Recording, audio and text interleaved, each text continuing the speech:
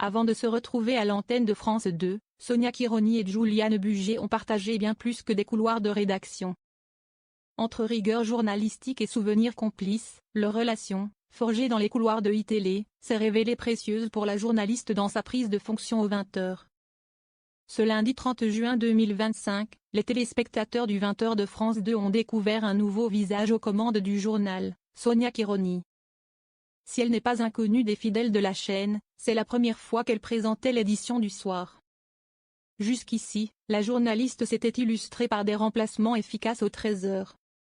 Une prise de relais qui s'inscrit dans une période de transition, entre le départ d'Anne-Sophie Lapix et l'arrivée programmée de Léa Salamé à la rentrée. En effet, le 26 juin dernier, celle qui a été immortalisée avec son compagnon a fait ses adieux au JT de France 2 après 8 années passées à incarner l'information du soir.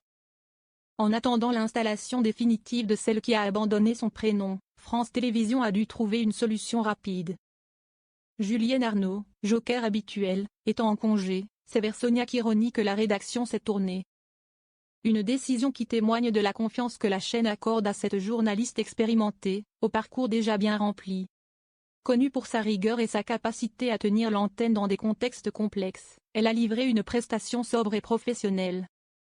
Pourtant, cette première aux 20h n'a pas eu lieu dans des conditions habituelles. En fin d'édition, Sonia Kironi a précisé que le journal avait été réalisé dans des conditions particulières, en raison d'un mouvement de grève d'une partie du personnel de France Télévisions sur France 2. Une déclaration brève mais révélatrice des tensions internes qui traversent actuellement l'entreprise.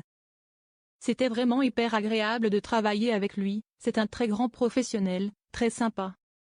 Avant son arrivée à France 2, Sonia Kironi a fait ses armes sur iTélé, LCP et France Info.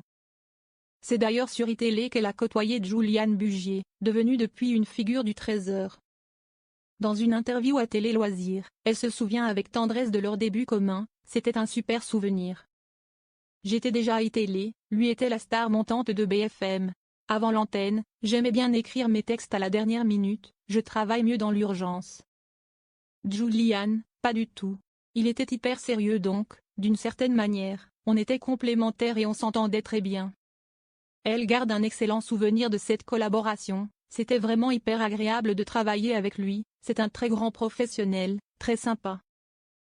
Leur complicité professionnelle ne s'est pas arrêtée là puisqu'avant son remplacement aux 13h, elle a recroisé celui qui est en couple avec Claire Fournier dans les couloirs de France 2, il m'a fait visiter son bureau, et on se marrait, nous nous sommes dit que c'était assez fou. L'anecdote continue avec humour, il a regardé mes chaussures et m'a dit. Tu sais qu'on te voit de plein pied? À France Info, je peux être en basket, personne ne le sait. Je l'ai rassuré en lui disant que j'avais des escarpins. Juliane Bugier lui a également offert des conseils pour mieux appréhender le rythme du JT de France 2, il m'a expliqué que par rapport à une chaîne info, je pouvais m'autoriser à être plus souriante sur certains sujets, plus calme. C'est un autre rythme, une autre façon de s'adresser aux téléspectateurs. Il faut que j'apprenne à parler plus doucement. Une adaptation à laquelle Sonia Kironi semble déjà s'être pliée avec naturel.